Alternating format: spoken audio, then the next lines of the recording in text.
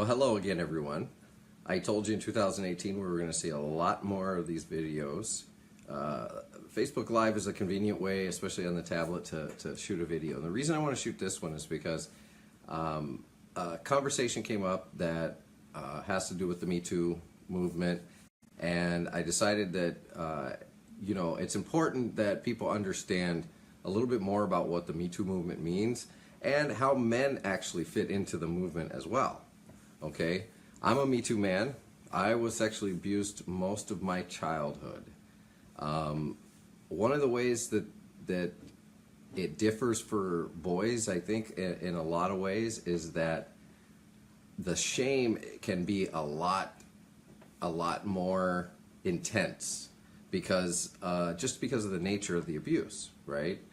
None of it is right, but what happens is, with this movement, what's great about the movement is that it's removed that stigma that the victim deserves to be shamed in some form or fashion, because we don't. None of this was our fault.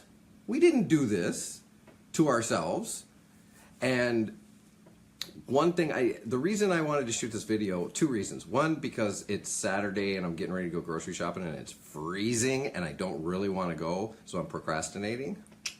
And the other reason is because somebody contacted me about this situation, about an individual, and was kind of reaffirming the behavior and asking me how I felt about it and what I knew. And I don't really know a lot about this particular situation, but I do know behavior.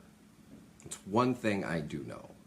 And I know that victims suffer from being controlled, dominated, shamed, and predators have a certain knack to, most of them are very charismatic at certain levels, and they're very deceptive, very manipulative. And so it's easy for them to cast doubt on the victim's stories and discredit them and defame them.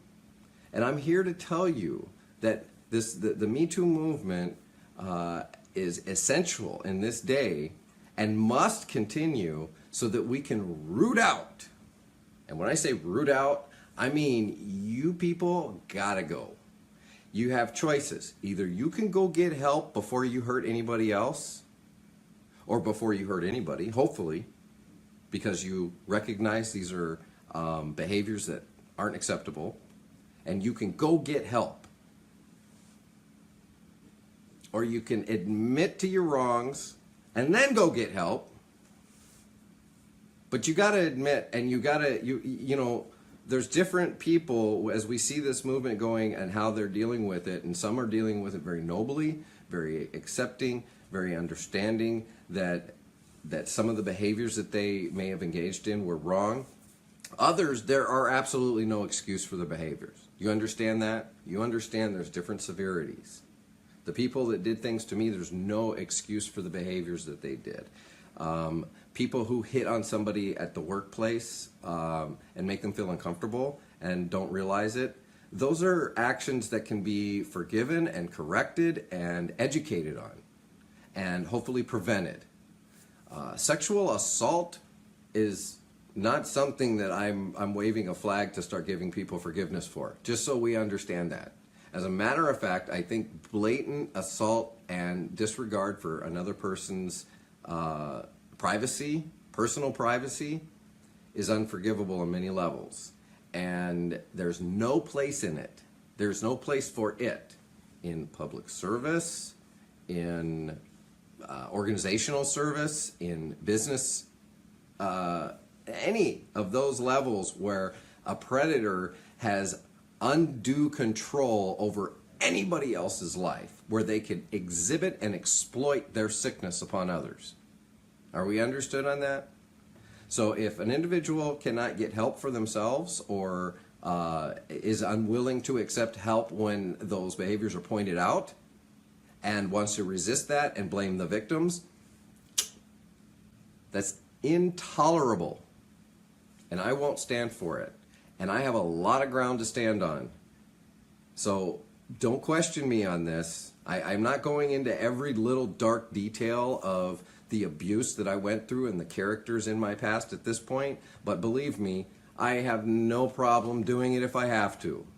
It's a disgusted and a sordid past that nobody should ever have to go through. But people are willing to stand up and share their stories if it means ending it. And there's still a lot of people that contact me, and probably a lot more will now after this video, to share their stories, which I'll always keep private unless you ask me to share. There was a friend, a writer on Twitter, who had a lot of people giving them their stories, and allowing him to share the story, like snapshot it, just keeping them anonymous, just so their story could still be shared, but they didn't want to have to deal with the stigma of their friends, family, and having to answer to it. And that's perfectly understandable. But people still want to get their story out. They want this to end. Generations after generations, across industry after industry, across livelihoods, economic, everywhere, has to end. And for people, predators, you know who you are. If you're sick, get help. If you're not, and you purposefully do these things to people, then just be aware that we're coming after you. And I mean, if it takes pitchforks and torches, then whatever it takes to make sure this behavior stops, we'll do it. And I stand by every victim who has legitimized concerns about individuals preying on them, just so you know that.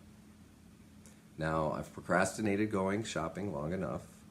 I really want to get some food, and I have a good idea what I want. So let's understand that the Me Too movement is more than just women standing up for their rights and standing up against unwanted sexual advances or abuse. This is also about an entire way of thinking by people that it's okay, and it's not. So let's take this one and meditate on it for a while. And if anybody has any stories that they want to share, I'll keep them private. I only know my own and what people share with me, and I know there's some sordid and horrible stories. But when we focus on the truth and we deal with it, that's how we move past it. Have a good Saturday. I'm sure I'm going to shoot another one today. I'm kind of fired up about the video things.